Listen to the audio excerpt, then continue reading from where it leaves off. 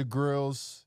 It's a very special and arguably the most important mixtape series of all time, but it would not be that without this man that I'm sitting next to right now. Tunchi, what's happening? Hi, brother. How are you? I'm great. You look amazing. Thank you. Likewise, man. How you feeling, man? I'm awesome, man. Thanks for being here. Man, it's awesome, man. Thanks for having me. Let me start like this. Let's talk Young Money. Tell me about that.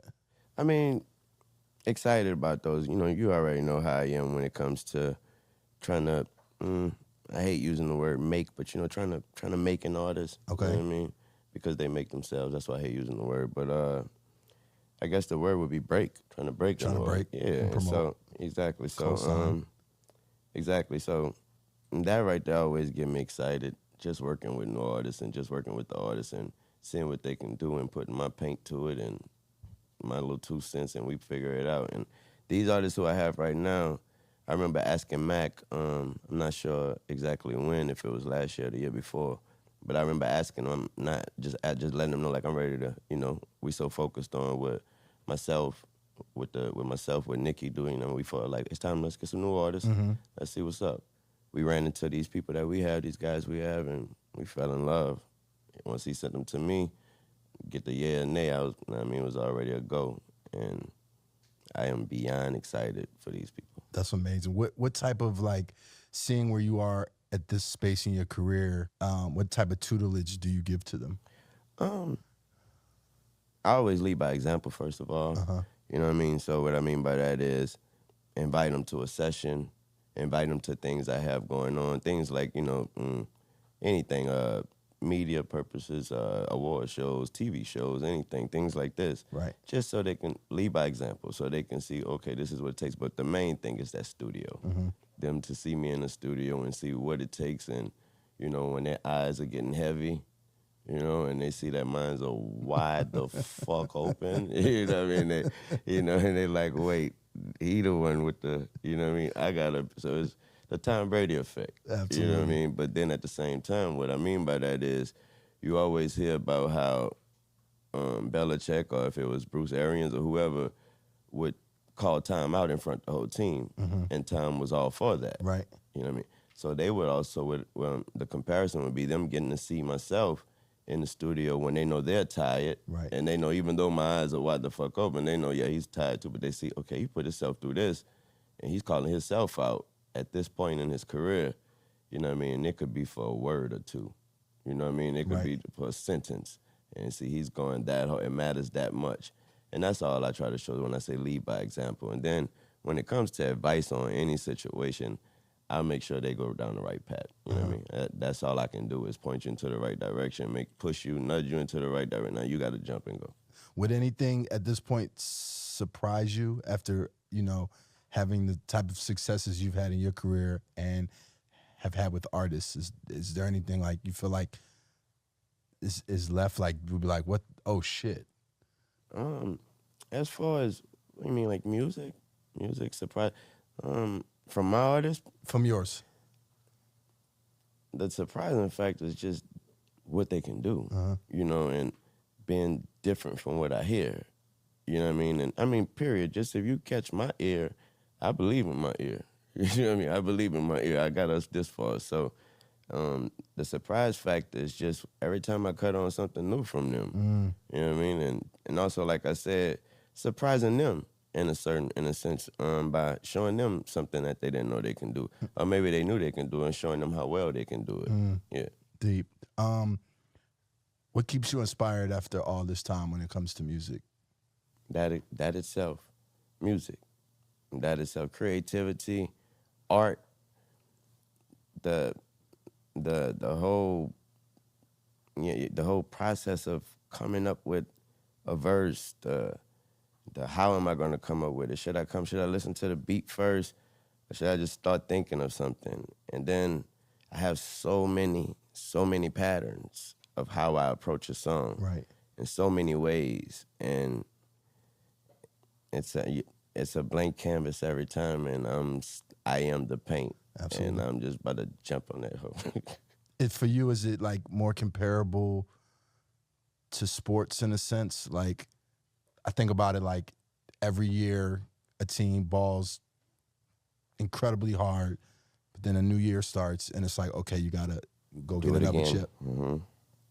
And you are not the team you were last year. Right. You are not they're calling you the defending champions. But no, that happened then. You are, so yes, I approach I approach every song with that. You are not this, you're not some Grammy, or you're not the best rapper. Like, no, I'm still trying to make the person who haven't heard me or who don't like me. I don't know if there's anybody left that hasn't heard you. Oh yeah, there's people born every day, and so I'm still trying to get that person. I'm still trying to get that person, and it ain't even about not liking me or haven't heard me.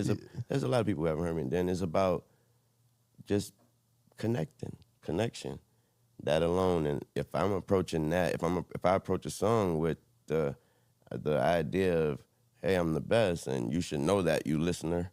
Yeah, you should know I'm the best. That's who this is on this song. Right. Then I cut that song off, man. You know what I mean? This is music is music. Music is supposed to connect to the listener in every sort of way, in different ways. You don't know that when you're behind the mic. You don't even know how you're going to connect to someone. You know what I mean? But that's what it's about, just approaching it as a blank canvas, and you are the paint, not the artist. Even these last 2 years, when the end of the year lists have been done, to the surprise of some, but then not to many, your name still comes up when it's like lyricist of the year, best rapper of the year, even in years when you may not have an album out, just off your features, just off your songs alone. Still 22 and a half plus years later, you still wind up in that top spot. But that's what I do it for. I don't check the spots. I don't know that I'm there, but it's no surprise, and that's what I do it for. I mean, I'm not, so therefore I don't, and also everybody knows I don't listen to too much other music, because it's not because I don't like other music or dislike anyone. It's just because I'm making up too much shit on my own for myself, and so I'm always listening to the next thing I'm about to do or the last thing I just did. And so, with that, with that said, it's not. How does your brain even work where you've said so much fly shit, and do you even have to question, like, did I already? Oh, definitely. have I said that out? Like, if you check my Google thing, whatever you call it, that's what's on there. Just if you press LI, the first thing, Lil Wayne lyrics. you'll look up your lyrics Because to I'm see. always looking up my lyrics. To see if you know said what I some mean? shit And already. to see if I said it already, to see if someone else said it. Okay. Because sometimes I think of something, I'm like, man, it's so right there. Like, somebody had to say this already. And sometimes, a lot of times they haven't, and so I run with it. But, yeah, and then there's a lot of times there's some things I've already said. And then sometimes the bad part about that is I record so much that I'll remember that. No, you said that. You definitely said that before, but not knowing that it's on something you never put out, though. When we talk about the word mixtape, Gangsta Grills is synonymous with mixtape. Lil Wayne is synonymous with mixtape. When I think about your history, it even goes back to the Squad Up mixtapes. I'm just curious about, like, what if mixtapes meant for you through the years, and even early on in your career, why did you take that approach? Mixtapes for me are different now. Other artists don't do mixtapes the way I do them. Mixtapes has always been the same for me too. It's always been, it's not a platform for for a new brand new music and basically another album. Some people, right. That's what people do. Right. For me, my mixtapes has always been, give me the hottest songs. And again, I don't listen to nothing. So I'll be just hearing these songs. When Mac sent them over, like, these are the songs that's popping. I'm like, this was popping. Okay, I guess. And so I got to learn that song. I learned it, and then I learned it, and I start thinking about things I would have said. And so, you know what I end up doing? I approach them as if that artist called me for a feature on that song. And so I give you one of those verses, you know what I mean? I'll make sure I put one or two verses like that on there as if it was a feature, and I'm going to kill every feature. And then I'm gonna make sure. Then on some songs, I might just like them so much. I like what you said so much that I just want to re-say it in my way. You know what I mean? So that's what the mixtapes are for me. So if they're very important.